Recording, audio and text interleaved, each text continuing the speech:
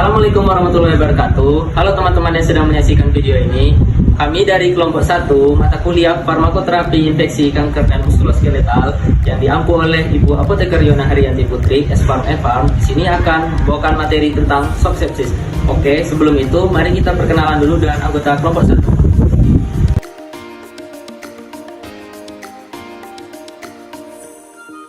Definisi sepsis. Sepsis adalah kondisi klinis akut dan serius yang muncul akibat adanya mikroorganisme patogen atau toksinnya dalam aliran darah. Gejala klinis umum sepsis adalah perubahan suhu tubuh, takikardia, takipnea, dan abnormalitas sel darah putih dalam tubuh. Baiklah, di sini saya akan menjelaskan tentang etiologi dan epidemiologi tentang shock sepsis. Etiologi shock sepsis itu tersering disebabkan oleh bakteri gram negatif. Pada sebuah kasus itu ada di dalam studi menyebutkan bahwa 62% itu disebabkan oleh bakteri gram negatif dan 47% disebabkan oleh bakteri gram positif. Nah, bakteri-bakteri terkait dengan shock sepsis itu ada Staphylococcus aureus, kemudian Pseudomonas sp, dan kemudian ada E. coli. Nah, bakteri-bakteri tersebut itu biasanya menginfeksi pada kasus tersebut 42% itu pada saluran pernapasan, 21% itu di bagian aliran darah, dan 10% itu pada saluran urogenital. Nah, kemudian kita akan membahas epidemiologi dari shock sepsis. Nah, epidemiologi atau penyebarannya itu di shock sepsis ini. Shock sepsis ini salah satu penyebab paling umum, yaitu menyebabkan kematian di rumah sakit. Sekitar 50% itu kematian di rumah sakit itu disebabkan oleh shock sepsis. Kita ambil contoh insiden di Amerika Serikat, itu sekitar 600.000 itu meningkat hingga ke 1 juta pada tahun 2000 hingga 2008. Nah, shock sepsis ini sering diserang. Kalau hipotensi shock sepsis itu lebih sering menyerang pada orang yang bukan bule dan yang sudah telah lanjut usia. Nah, berikutnya ada patofisiologi. Yang pertama, respon luas terhadap infeksi. Dimulai dengan respon imun tubuh terhadap infeksi yang dapat menyebabkan inflamasi meluas. Kemudian ada faktor virulensi patogen. Patogen memiliki virulensi seperti menghambat fagositosis dan menghasilkan racun.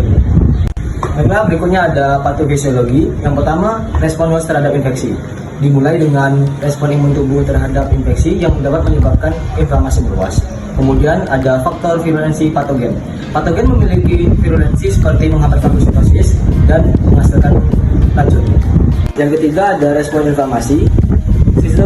Pelepasan sitokin proinflamasi dapat menyebabkan respon inflamasi sistemik yang berujung pada fase dilatasi dan hipotensi. Kemudian yang keempat ada gangguan koagulasi. Gangguan koagulasi dapat menyebabkan koagulasi intravaskular diseminata yang berujung pada komplikasi pembuluhan dan perdarahan. Kelima ada disfungsi organ. Disfungsi organ pada sepsis menunjukkan skor sequential organ failure assessment bisa sama dengan 2, yang mana skor tersebut menunjukkan kematian. Kemudian yang keenam ada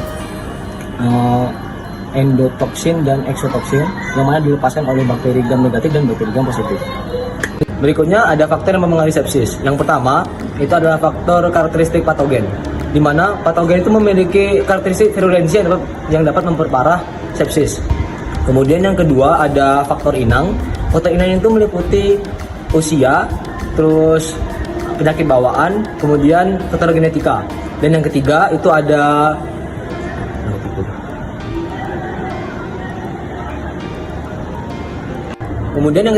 respon kekebalan tubuh, di mana setiap kekebalan tubuh setiap orang itu berbeda. Semakin tinggi imun seseorang, maka infeksi semakin bisa dikendalikan. Kemudian yang keempat ada sistem koagulasi, di mana sepsis dapat menyebabkan kerusakan sistem koagulasi sehingga dapat menyebabkan risiko kematian. Berikutnya ada faktor lingkungan, di mana perangkat invasif seperti kateter dan ventilator dapat memperburuk sepsis dan infeksi. Berikutnya yang terakhir, kecepatan waktu pengobatan. Keterlambatan dalam pemberian antibiotik dapat menyebabkan risiko kematian meningkat. Lalu selanjutnya terdapat tingkatan sepsis. Pada tingkatan ini, pertama terdapat sindrom respon inflamasi sistemik atau SIRS. Pada respon inflamasi sistemik ini terhadap berbagai jenis cedera klinis bisa berupa infeksi atau non-infeksi. Respon ini ditandai dua atau lebih dari kondisi berikut. Yang pertama, terdapat kondisi suhu tubuh di atas 38 derajat Celcius atau di bawah 36 derajat Celcius. Lalu selanjutnya terdapat frekuensi jantung yaitu di atas 50 denyut per menit. Lalu juga terdapat frekuensi pernafasan di atas 20 nafas per menit atau PaCO2-nya di bawah 32 mmHg. Lalu juga terdapat white blood cell atau sel darah putih di atas 12.000 sel per mm kubik. Lalu selanjutnya juga terdapat keseimbangan cairan positif. Pada kondisi ini di atas 20 mili per kilogram selama 24 jam. Dan juga terdapat hiperglikemia, lalu juga hipotensi arteri, lalu juga hipoksemia arteri, lalu ada oliguria akut, lalu juga terdapat peningkatan kreatinin di atas 0,5 mg per dl. Lalu juga terdapat kelainan koagulasi.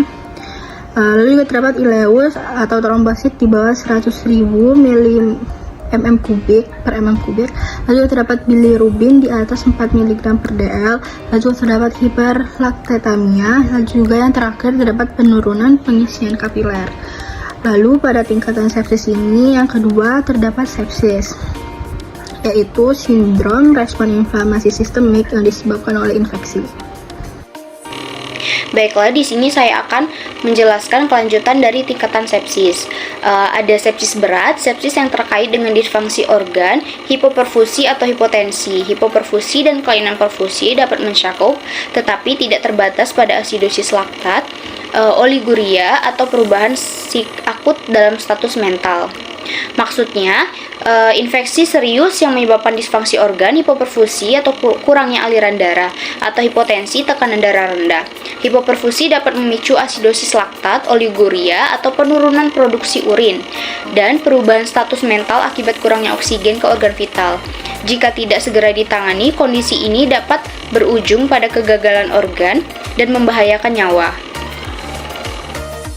Baiklah, selanjutnya itu ada shock septik, di mana sepsis dengan hipotensi meskipun telah dilakukan resusitasi cairan bersamaan dengan adanya kelainan perfusi. Pasien yang menggunakan agen inotropik atau vasopresor mungkin tidak hipotensi saat kelainan perfusi diukur. Maksudnya, shock septik adalah kondisi sepsis yang ditandai dengan hipotensi, tekanan darah rendah, yang tetap terjadi meskipun pasien sudah menerima resusitasi cairan. Kondisi ini juga disertai dengan gangguan perfusi atau aliran darah yang tidak memadai ke organ. Meskipun pasien mungkin menggunakan obat inotropik atau vasopresor untuk meningkatkan tekanan darah, kelainan perfusi tetap bisa terjadi meskipun tekanan darah tampak normal. Ini berarti organ masih tidak menerima cukup darah dan oksigen meskipun tekanan darah terlihat stabil.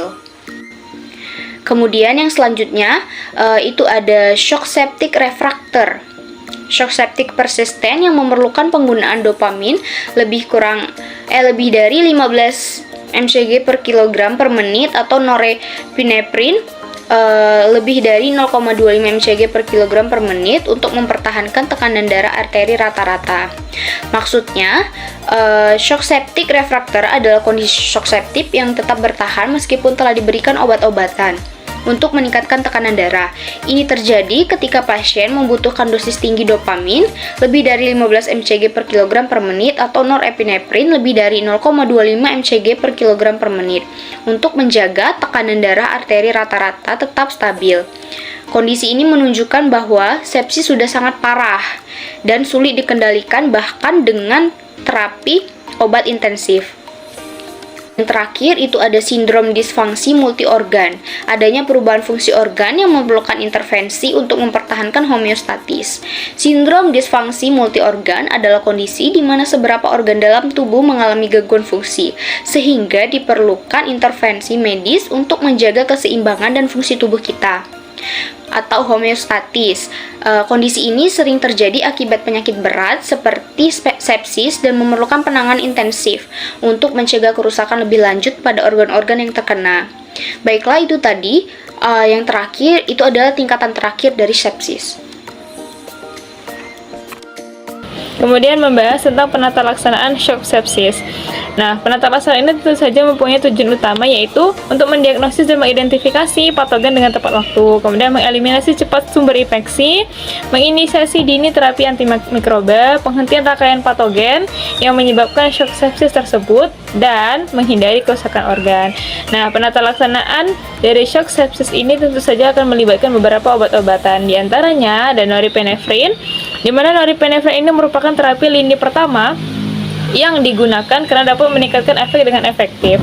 Norepinefrin juga merupakan gabungan dari aktivitas alfa agonis yang kuat dan beta agonis yang lemah dalam mempertahankan efek vasodilatasi yang lemah karena rangsangan dari beta agonis.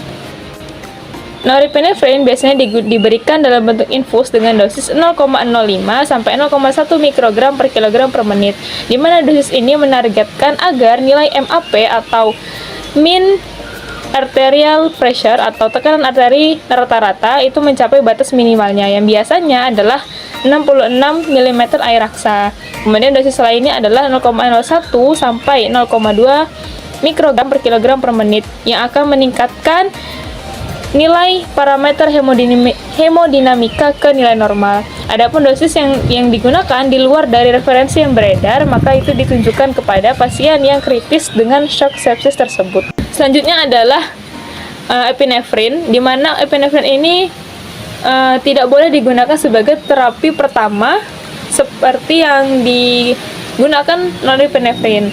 Jadi, epinefrin ini merupakan kombinasi antara agonis alfa dan beta. Nah, di mana dia merupakan pilihan tepat untuk dukungan hemodinamika. Epinefrin diberikan dengan kecepatan infus 0,04 sampai 1 mikrogram per kilogram per menit, di mana dosis ini akan meningkatkan variabel hemodinamika dan transportasi oksigen ke nilai yang supranormal. Adapun dosis yang besar itu adalah kisaran 0,5 sampai 3 mikrogram per kilogram per menit. Adapun dosis lain yaitu 0,1 sampai 0,5 mikrogram per kilogram per menit. Selanjutnya adalah epinefrin. Epinefrin merupakan agonis alfa murni. Nah, yang mana penggunaannya itu akan meningkatkan MAP tadi dengan cara meningkatkan indeks jantung. Dosisnya adalah biasanya 0,5 mikrogram per kilogram per menit sampai 9 mikrogram per kilogram per menit. Nah, di mana apabila penggunaannya digunakan dengan dosis tunggal ataupun kombinasi dengan beberapa obat, khususnya dobutamin dan dopamin, maka akan meningkatkan tekanan darah dan kinerja miokard. Kemudian ada obat dopamin. Dopamin diberikan dengan dosis 5 sampai 10 mikrogram per kilogram per menit dengan mekanisme yaitu meningkatkan indeks jantung, sehingga akan meningkatkan tekanan arteri rata-rata dan resistensi vaskular sistemik pada dosis di atas 10 mikrogram per kilogram per menit. Penggunaan klinis dari dopamin sering terhambat oleh takikardia, sehingga akan menyebabkan iskemia miokard. Kemudian dobutamin. Dobutamin diberikan dengan dosis 2,5 sampai 5 mikrogram per kilogram per menit. Jika di atas 5 mikrogram, mungkin akan menyebabkan efek buruk pada jantung. Dengan mekanisme dari dobutamin yaitu meningkatkan indeks jantung. Kontraindikasi dari dobutamin yaitu jika dobutamin diberikan pada pasien dengan penurunan intravaskular akan menyebabkan hipotensi dan takikardia reflektif. Vasopresin digunakan sebagai terapi tambahan dengan dosis kurang dari 0,04 unit per menit. Jika di atas 0,04 unit per menit akan menyebabkan iskemia jantung. Dengan mekanisme dari vasopresin yaitu meningkatkan tekanan arteri.